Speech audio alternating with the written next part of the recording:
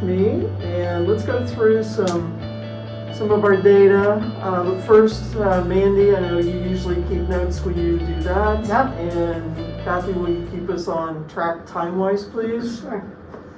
All right, so prior to our interim assessment, we focused on standard 3.M.4, as our data showed that less than 49% of our students had mastered that skill. However, after reteaching, go to that, there you go. So after reteaching it though, as you can see, you guys, 93% of your kids passed that. And I know that you had kind of broken up that standard 3.M.4, which was find the value of any collection of coins and bills, write amounts less than $1 using cent symbol, write larger amounts using dollar symbol in the form of dollars and cents, and then solve real world problems to determine whether there is enough money to make a purchase. So I know that you broke that into two different skills, and so that first part is where your kids 93% mastery. So then let's look at the second part of that standard. And I know that we have a copy of this. You're all looking at it in our PLC folder. So then, what are some of the skills then that you identified within that standard that our students would have to have in order to master this second part? I found that they definitely needed to know the difference between with the money symbols and the cent sign and using the decimal going through, because as they go through, they're going to have to figure out adding and lining the numbers up or subtracting and making sure that they've done the same thing with that. Mm-hmm. And then with that second part then, what are some of the skills that you're looking for with that solving the real world problems to determine whether there's enough money to make a purchase? Really, we need to make sure the kids understand that a lot of these questions have two parts, that they're asking for like how much is there, but they're also then asking a follow-up question of either do they have enough money or explain how you know. So there's multiple step problems. So if we go into the Illuminate assessment, we look at those,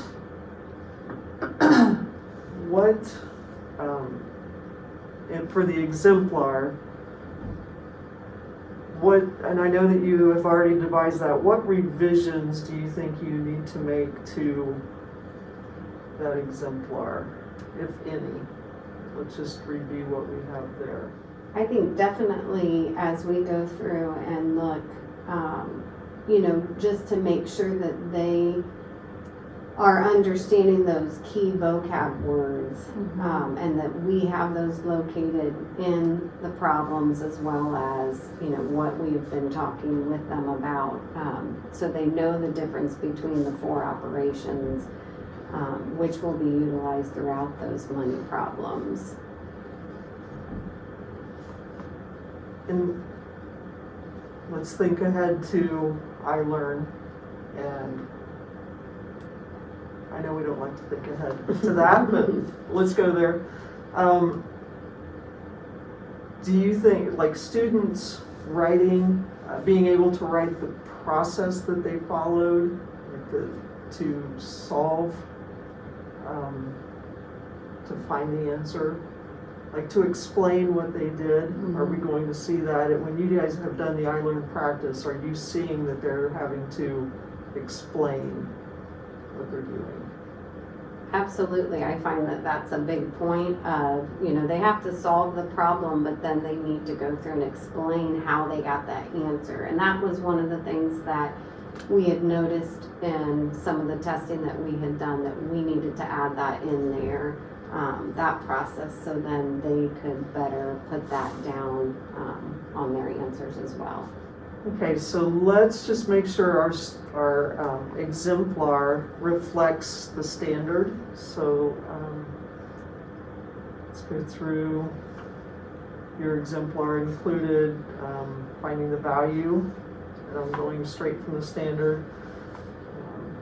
Writing amounts less than $1 using cent symbol, and larger using the dollar, and then solving, obviously, getting the right answer, and then that's where the real world problems come in, and I believe you said explaining. Explain your answer, yeah. Okay. Explain how you know. And I really think that's gonna be one of the tough parts for the kids. Just because because of that multiple step, does she have enough money? Answering that piece and then explaining how you know. And there's a couple different problems like that on the interim that we need to make sure we're adjusting our. Okay, so when you did your student, when you were working with the kids and the student work, what gaps did you see? Like what, from mastering to what they actually have? Where are the gaps that we need to kind of plug those holes? I think a big point was, first of all, did they know their coins? Could they write the total amount? And then, like Mandy said, you're going from writing that amount to now we need to put it in a second type of problem, that story problem. And so that's what they were not. Yes, that's what they were having a hard time with, making sure the coins. Okay. All right. So then once you provide them with the work, the pre-assessment, this is where that information will go. This is the way you guys always do it. And so then we can see right next to that what the post-test is telling us to see how they did after we presented the material to them. And after we've talked to them about those gaps, and we already pre-taught, hopefully that'll be pretty quick for them to pick up.